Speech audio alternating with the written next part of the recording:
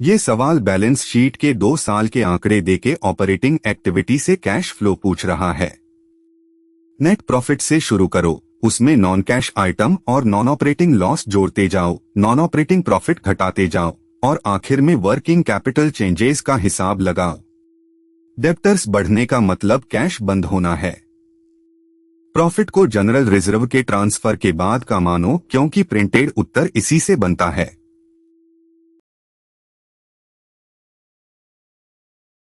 सवाल पढ़ो। वर्ष के दौरान प्रॉफिट 50,000 और यह प्रॉफिट जनरल रिजर्व के ट्रांसफर के बाद का है।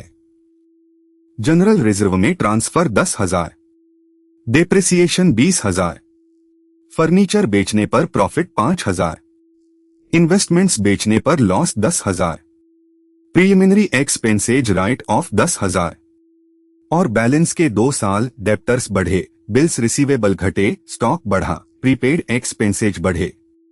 ये वर्किंग कैपिटल वाले आंकड़े हैं।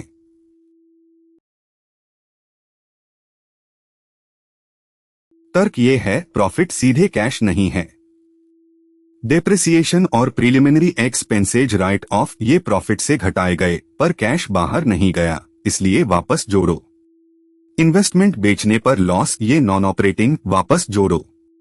मगर फर्नीचर बेचने पर प्रॉफिट ये नॉन ऑपरेटिंग लाभ, घटाओ। फिर working capital, debtors, stock, prepaid बढ़े तो कैश बंद हुई, घटाओ, बिल्स रिसीवेबल घटे तो कैश खुली, जोड़ो। जनरल रिजर्व वाला आंकड़ा पहले ही प्रॉफिट में समा गया है, इसलिए अलग से नहीं जुड़ता।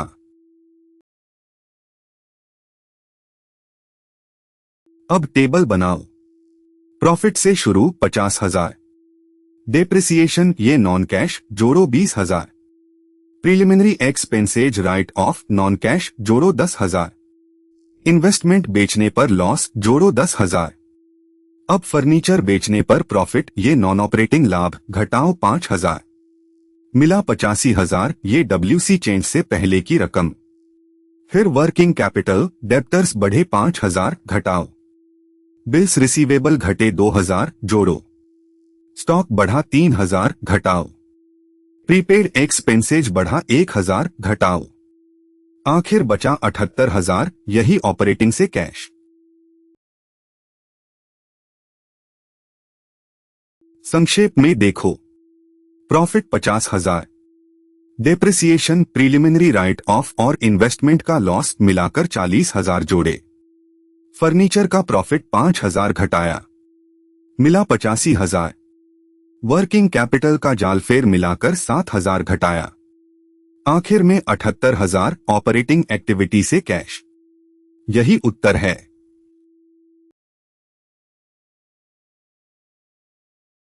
और वो धोखा। कई विद्यार्थी डेप्रिसिएशन तो वापस जोड़ देते हैं, मगर प्रीलिमिनरी एक्सपेंसेज राइट ऑफ 10,000 जोड़ना भूल जाते हैं। वो भी उतना ही नॉन कैश आइटम है, कैश बाहर नहीं गया, इसलिए वापस जोड़ना जरूरी है। दूसरा धोखा, जनरल रिजर्व को फिर से जोड़ देना। यहाँ प्रॉफिट पहले से ही रिजर्व ट्रांसफर के बाद का है, इसलिए वह नहीं जुड़ेगा, वरना उत्तर 88,000 बन जाएगा। तीसरा धोखा, फर्नीचर के प्रॉफिट को इनफ्लो समझकर जोड़ना। नहीं, ये नॉन ऑपरेटिंग लाभ है, घटाना है। इनमें से कोई भी भूल तो उत्तर 78,000 नहीं आएगा। पक्का कर लो। एक, प्रॉफिट में नॉन कैश और नॉन ऑपरेटिंग लॉस जोड़ो, नॉन ऑपरेटिंग लाभ घटाओ। जनरल रिजर्व नहीं जुड़ेगा, वह प्रॉफिट में पहले से शामिल है। 2, working capital, debtors, stock, prepaid बढ़े तो घटाओ, बिल्स घटे तो जोड़ो। 3, 85,000 में से 7,000 घटाओ, मिला 78,000। यही ऑपरेटिंग एक्टिविटी से कैश फ्लो है।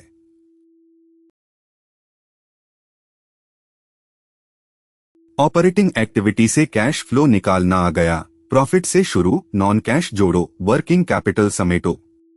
अगले सवाल में तीनों एक्टिविटी, ऑपरेटिंग, इन्वेस्टिंग और फाइनेंसिंग का पूरा कैश फ्लो स्टेटमेंट बनाएंगे। फुल कोर्स हर सवाल कदम से, बिना जल्दी, AMPboard.ai पर।